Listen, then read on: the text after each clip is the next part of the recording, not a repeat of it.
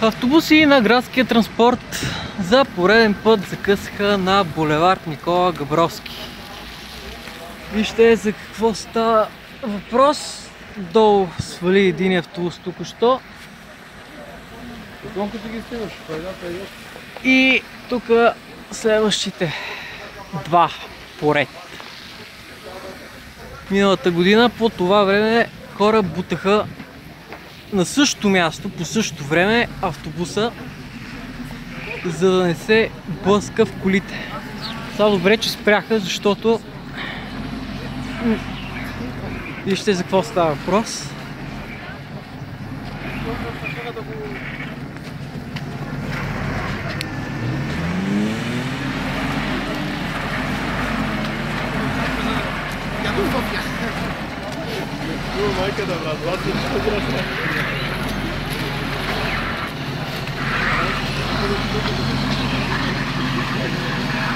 Една година по-късно на същото място сме и отново пътниците бутат автобус номер 94.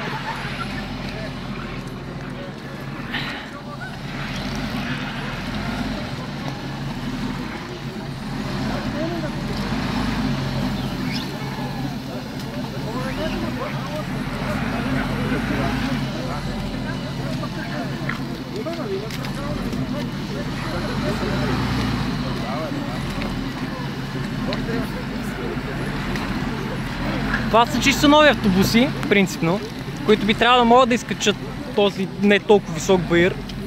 Но както виждате, положението е ето това.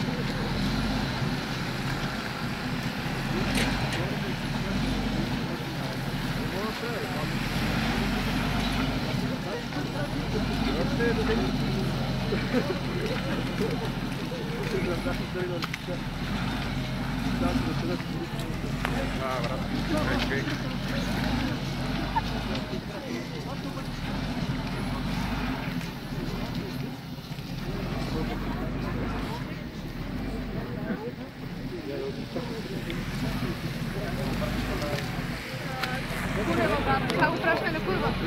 Децата не могат да платят.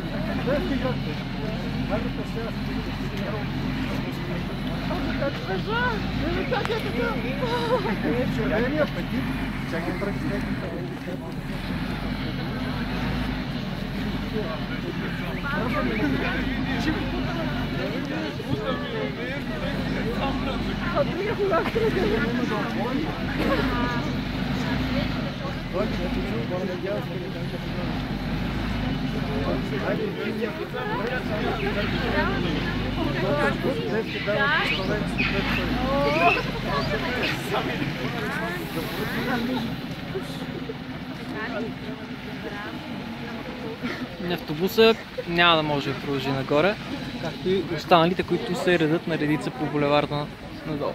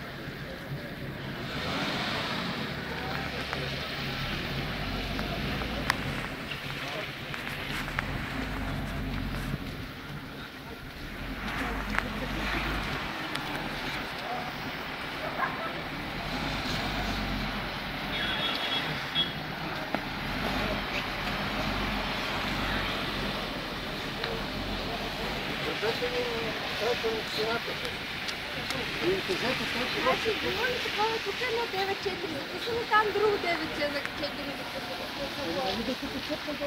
Ама те не могат да слезат. На моите гуми са по-добре. Ето, затова обувките и поправата. Утре сутринта репортаж BTV новините.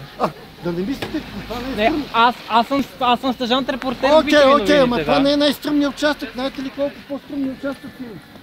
А там как минава? Точно миналата година по същото време, тук по същия начин бутаха хората и удреше същия Докато автобус с станете на колите. 90 години, пак ще е така, ако не промените нещо вие след това. Няма кой, просто... Нищо, утре ще чуете как 186 грейдера са изхвърли 12 милиона тона пясък, луга, сапун, каквото искате още. Всяка година ще го снимаме това точно тук, защото не се научих от миналата година. Те го знаят.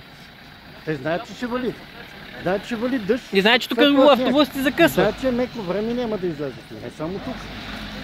А в кварталите, които са изобщо сравнени.